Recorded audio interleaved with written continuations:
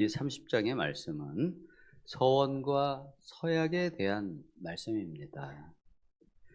하나님께서는 오늘의 이 말씀을 12지파의 두령, 즉 장로들에게 모세를 통하여 말씀하십니다. 보통 일반적으로 대부분의 말씀은 제사장을 통해서 백성에게 알리는 내용, 즉 입법이나 사법적인 내용이 아닌 장로들을 통해서 백성들에게 알려야 하는 내용이었던 거죠. 오늘날로 말하면은 나라의 행정에 관한 내용입니다.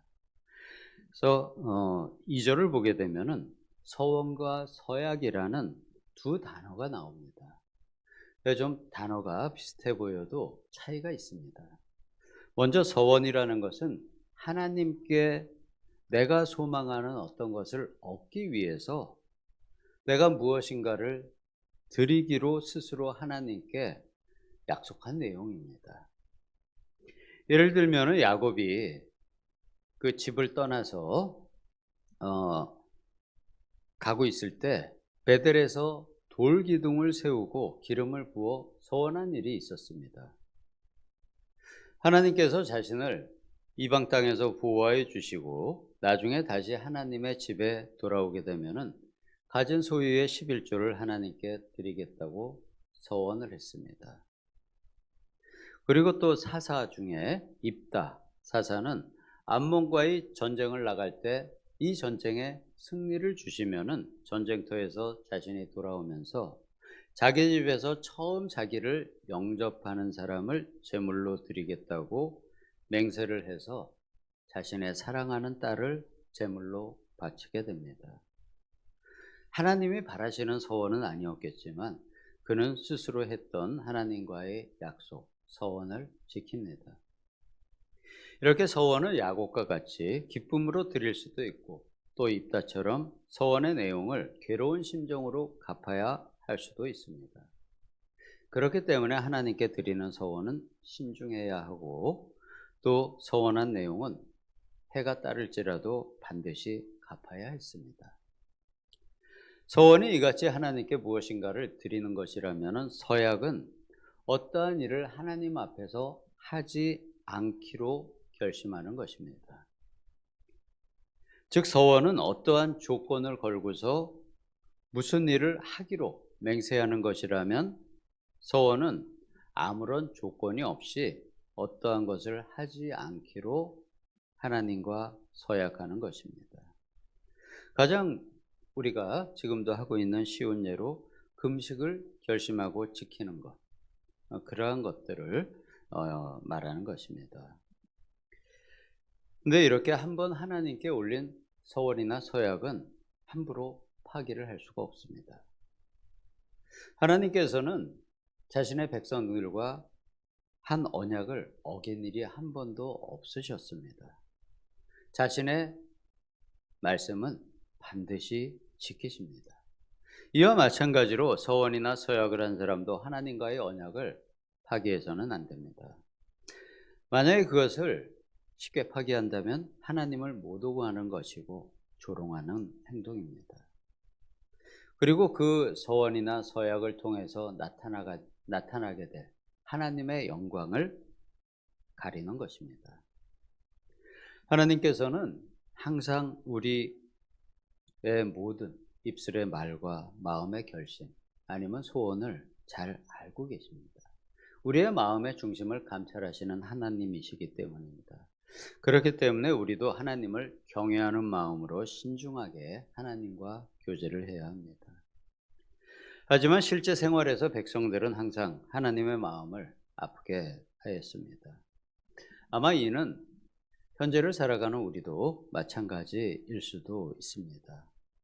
그렇지만 하나님 앞에서 보다 신중해야 하고 또 하나님을 사랑하는 마음으로 하나님 앞에 나아가야 합니다. 이렇게 1절과 2절의 내용이 일반적인 남자의 서약이었다면 3절부터는 여자의 서원과 서약에 대해서 따로 다루어 말씀을 하십니다. 당시의 여자의 사회적인 지위는 하나님 앞에 한 백성으로서 하나님과의 관계를 갖는 것을 그러한 하나님과의 관계에 통제를 받았습니다. 이 당시의 사회적인 여자의 모습을 보게 되면은 현재 무슬림 사회에서 여성들의 지위를 보면은 그대로 알 수가 있습니다. 종교적으로, 사회적으로, 아니면 법적으로 독립적인 한 백성으로서의 권리를 다 누리지 못하고 누군가의 보호를 받아야지 되는 그러한 위치에 있는 것입니다. 서원과 서약에서도 이러한 것이 역시 동일하게 적용이 됩니다. 그래서 결혼 전에 어린 여자가 하나님 앞에 서원이나 서약을 할 때는 아버지의 동의가 필요했습니다.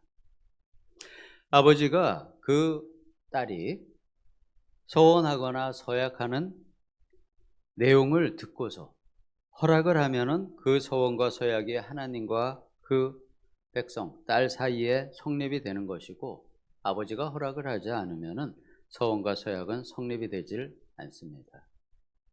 그런데 여자가 결혼을 하는 경우에 있어가지고 혹시 결혼 전에 하나님께 서원이나 서약했던 내용이 있었는데 그 내용이 끝나기 전에 결혼을 하는 경우가 있을 수 있습니다.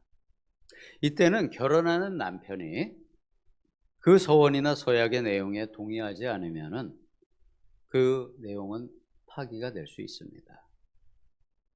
이렇게 언약이, 하나님과의 언약이 중도에 해지가 되는 것에 대한 책임은 그 딸이나 새롭게 맞이하는 남편 두 사람 모두 책임을 지지 않아도 됩니다. 그냥 하나님과의 언약이 자연스럽게 해지가 되는 것입니다.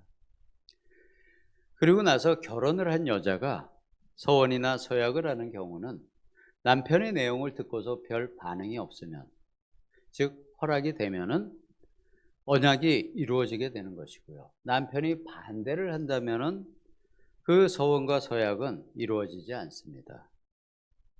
결혼한 여자는 남편의 보호 아래 있기 때문에 법적인 결정권을 남편이 가지고 있어서 그것에 대한 동의를 얻어야 했습니다.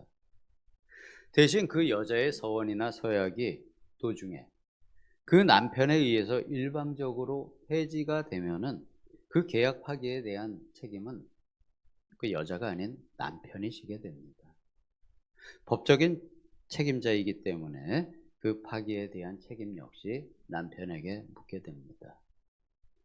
그런데 어떤 여자가 과부나 이혼을 하게 된 경우, 그럴 때는 1, 2절의 내용과 같이 일반 남자들이 하나님과 하는 서원과 서약과 동일하게 이루어지고요. 또 중도 파기를 하는 경우에도 스스로 책임을 지게 됩니다. 하나님께서 이렇게 복잡하게 이런 내용을 주신 이유는 법적 책임이 없는 당시의 여자들을 보호하기 위하여 아버지와 남편의 책임의 한계를 명확히 하신 것입니다. 여자도 하나님과 서원이나 서약을 할 수 있도록 길을 열어주신 것이고, 또 여자의 아버지와 남편이 애매한 자세로 책임을 회피하지 못하도록 선을 확실하게 그어주신 것입니다. 지금 시대의 관점에서 보면은 이러한 일이 부당해 보이고 여자를 무시하는 것처럼 보일 수 있지만, 성경을 해석하는 학자들은 당시의 사회에서 그 여자를 보호하고자 하시는 하나님의 마음이라고 해석을 합니다. 오늘 말씀에서 우리에게 가장 중요한 것은 언약을 반드시 지키시는 하나님 앞에서 우리도 하나님께 마음으로 드린 서원과 서약을 반드시 지켜야 한다는 것입니다. 하나님과 오늘도 깊은 교제 나누시며 하나님 앞에 드린 마음의 결심을 소중하게 지켜가시는 우리 성도님들 되시기를 예수님의 이름으로 축원합니다. 아멘. 기도하겠습니다.